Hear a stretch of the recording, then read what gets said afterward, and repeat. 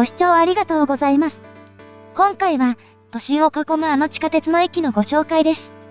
運行上は重要な駅でありながら、いまいち影の薄い駅の歴史と構造をまとめて解説します。時代の要請で変わった計画と、二面4線じゃなかったかもしれない意外すぎる世界線、そして思わぬ場所に残る計画の名残に注目です。中央だけ柱がなくなる理由とは、一体何なのでしょうか。私が今乗っているのは、都営地下鉄大江戸線の光が丘行き列車です。大江戸線は、東京都心を囲む環状部と、北西に向かって伸びる放射部からなる、全長 40.7 キロの路線。環状部をぐるぐる回る運行形態ではなく、光が丘と都庁前を往復する6の字運転が行われています。次の都庁前はその6の字運転の要であり、この運行系統の関係上、環状部を走る列車では基本的に〇〇方面という案内がなされます。駅間では、ミニ地下鉄の特徴がフルに生かされたきつい左カーブを抜けます。新宿駅と都庁前駅は 0.8 キロしか離れていませんが、このカーブのために速度はあまり出せず、およそ2分で都庁前駅に到着です。先ほどの図にもあった通り、飯田橋両国方面へは乗り換えが必須です。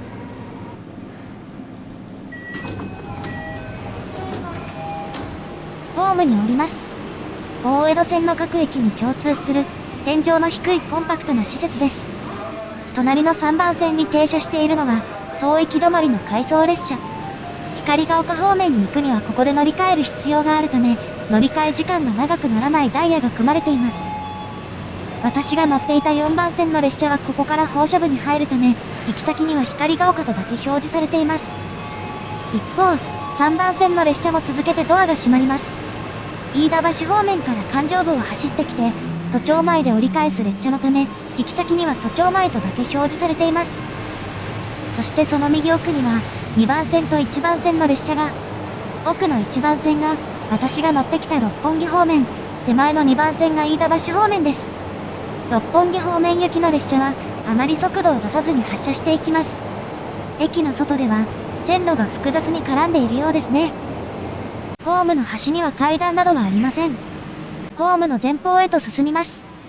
中央部分では中柱がなくなり、フェンスが被ってはいるものの、停車中の車両の床下もよく見えます。ミニ地下鉄ならではの上下寸法の小さい台車も、しっかり観察できます。また、大江戸線のホームドアは開業後に設置されたものなので、乗車位置目印が残っています。そしてこれは、都庁前駅ならではの光景です。大江戸線の駅は一部を除いて島式ホーム一面2線で、それ以外の構造の駅も、車両の床下をホームから見ることはできません。2番線の列車が発車です。小ぶりな車体の割に、音は結構ド派手です。そしてこの列車が出たことで、駅構内の列車が一時的になくなります。ホーム上にあるのは、階段3カ所とエレベーター1基。二面4線のよくある構造で、ホームの設備自体はそれほど特殊ではありません。ホームの終端部までやってきました。右側の3番線は降車専用のため、ホームドアや中柱、床面などに、ここからは乗車できない旨の掲示があります。また、方面案内も降車専用。光が丘方面とは接続が取れるダイヤですが、列車が放射部に直通しないのは不便ですね。ホームドアの関係で、ここからは奥の引き上げ線まで見通すことはできず、引き上げ線とを行き来する車両が見えるだけです。というわけで、隣のホームへ移動です。エスカレーターは案外短く、すぐに上の階層に到着です。路線で内装が統一されていない大江戸線、都庁前駅はホーム階もコンコース階も灰色を中心とした色合いです。これは、東京都庁を真似たものでしょうか。隣のホームは両側から営業列車が発車するため、階段の上には巨大サイズの案内が2つあります。飯田橋方面の方が比較的線形が良いからなのか、下の方が駅数が1つ多いですね。階段を降ります。左側には、すでに飯田橋、両国方面行きが停車中。ちょうどそこに、六本木、大門方面行きの列車が到着です。対面乗り換えでき、ダイヤもうまく組まれているため、利便性をある程度補えています。六本木、大門方面行きの列車はすぐに発車していきます。同時に発車しないのは、六本木方面行き列車が多少遅れた場合でも、その遅れを吸収できるようにするためでしょうか。この点、最初に私がこの駅に来た時、隣に飯田橋方面からの列車が到着していたのと似ています。飯田橋方面行きが発車する前に、留置線の様子を見てみましょう。停車中なので、ホームドアと車体の間からズームすれば、引き上げ線がバッチリ見えます。ダブルクロスポイントの奥に、内側線と外側線を結ぶ渡り線、その奥に引き上げ線が2本ある、意外と普通な廃線です。引き上げ線と行き来できるホームは飯田橋方面のみである廃線に、この駅と運行形態の位置づけが伺えます。引き上げ線自体は、複線シールドトンネルのようですね。時間帯にもよりますが、当駅始発の列車は接続する列車が来るまで乗客がいないことが多く、車内の映像も撮り放題です。階段を降りてすぐの場所には、先ほども映っていた停車駅案内とホーム案内があります。環状部ができた頃は、光が丘方面に行く乗客が2番線発の列車に乗ってしまったこともあったらしく、今では環状部は方面別の案内が強調されています。列車の行き先表示器も同じで、行き先自体はここではまだ出ていません。六本木方面行きに遅れること2分、飯田橋方面行きが発車です。序盤で見かけた六本木方面行きに比べ、結構速い速度まで加速していきます。こちらの方が線形が良いようにも見えますが、奥の方で線路はどんどん高さを上げていき、勾配のきつさが伺えます。国内でも珍しい6の字運転の要であるこの駅、環状部と言いつつ環状運転しない大江戸線の事情と、駅前後の線形と合わせて、その歴史をおさらいです。この駅が開業したのは、1997年12月。91年12月に練馬光が丘間が開業していた当時の12号線の練馬新宿間延伸に伴って開業した駅です。なお、12号線は2000年4月に新宿国立競技場間が開業、それまで単線並列だった新宿都庁前間は、この時通常の複線運転になり、同時に路線自体が大江戸線に改称されました。その後、同年12月に大江戸線が全線開業、現在の6の字運転がスタートしています。都庁前駅は新宿副都心の道路の真下にあり、駅自体は直線部分の真下にありますが、前後にはカーブが目立ちます。環状部の線路はここで分岐し、新宿西口の両駅へと繋がっています。JR や私鉄各線などと交差する新宿駅は地下7階相当の場所にあるのに対し、新宿西口駅はそれより幾分浅いところにあります。環状運転していないのが残念ですが、環状運転するには両駅を結ぶ線路が必要で、駅やトンネルの構造が複雑になり、工事の難易度が高くなります。新宿駅付近を挟んで環状部を行き来する乗客がそれほど多くないと見込まれたこともあり、最終的に見送られています。また、光が丘方面には緩い S 字カーブがありますが、隣の西新宿5丁目駅のさらに奥に90度超えの急カーブがあります。そして都庁前駅と周辺の駅を巻き込むこの線形は、計画段階では全く異なるものでした。線形見直し前がこちらです。中野坂上を出た線路は東にカーブし、丸の内線の下を通った後、新宿駅を避けて回り込むルートでした。新宿駅を経由しないのは、当時混雑が激化していた新宿駅を避けることで、これ以上の混雑悪化を避けるためです。そして飯田橋方面の線路はこの経路には並ばず、設置される駅は L 字型になる計画でした。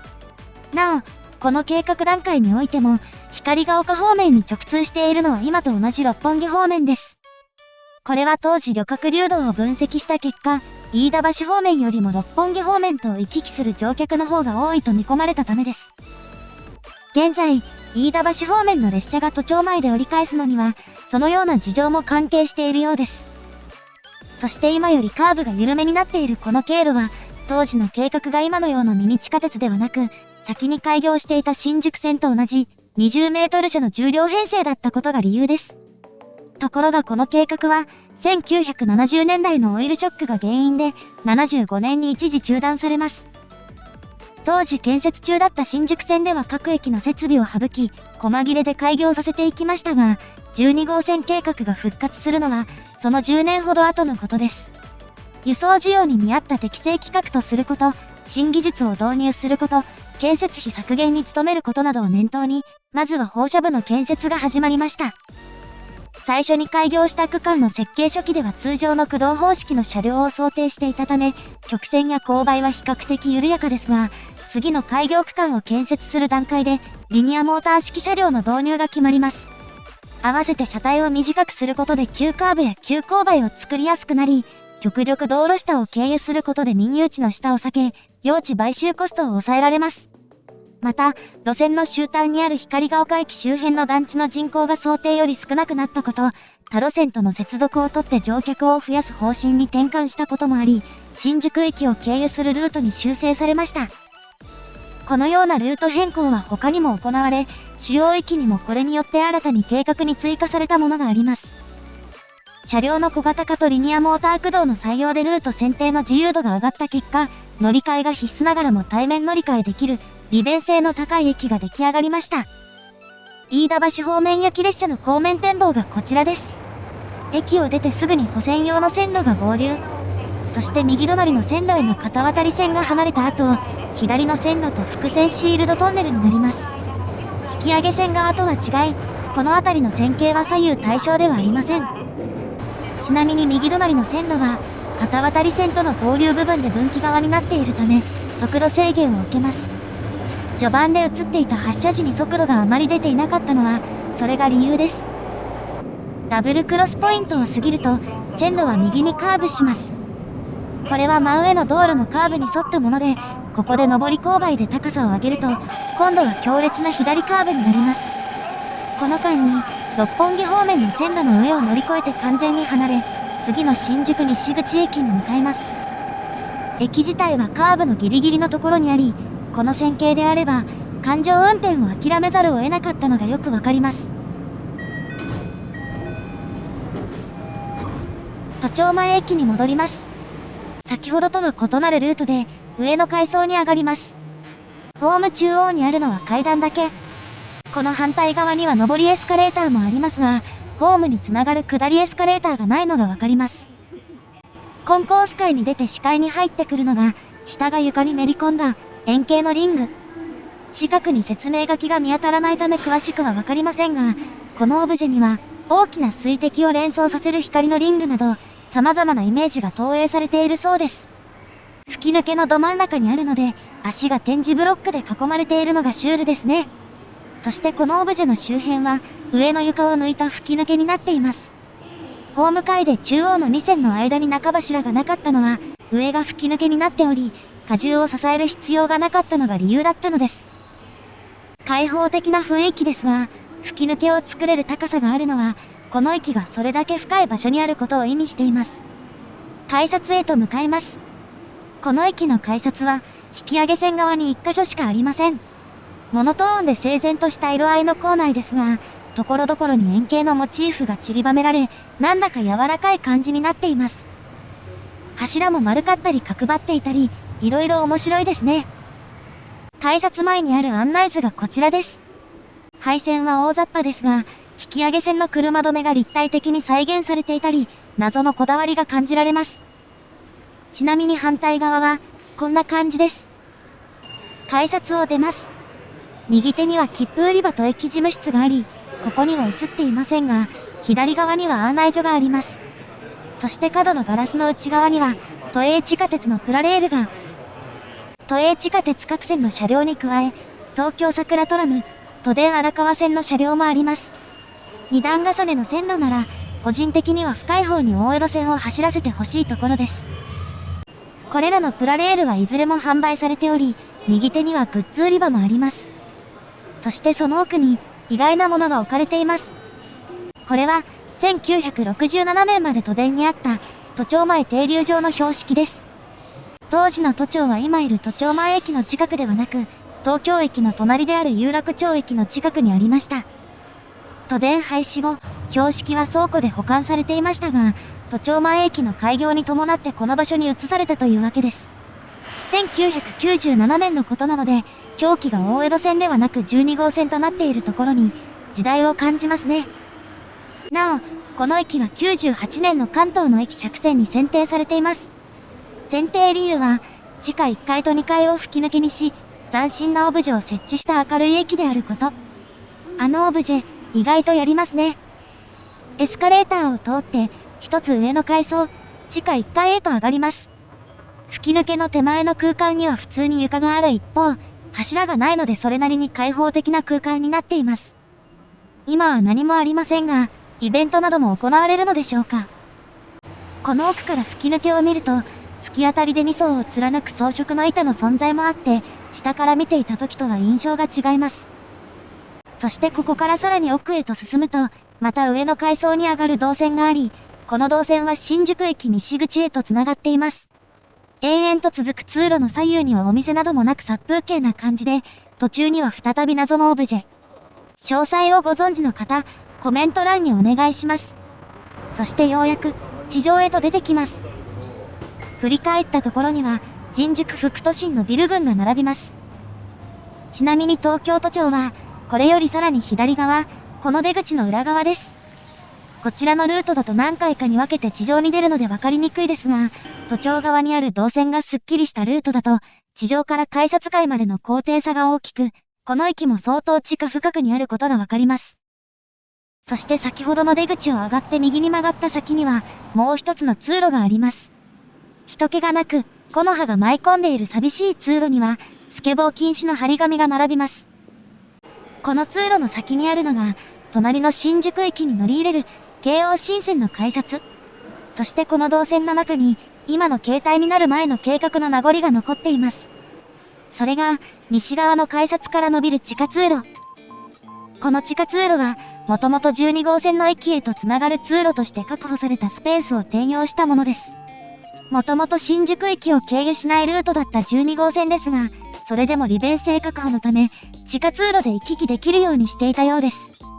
計画変更によって両線は新宿駅で乗り換えができ、12号線への連絡通路という役割はなくなりましたが、新線新宿駅などから都庁などへのアクセスルートとして、それなりに利用者がいるようです。ご視聴ありがとうございました。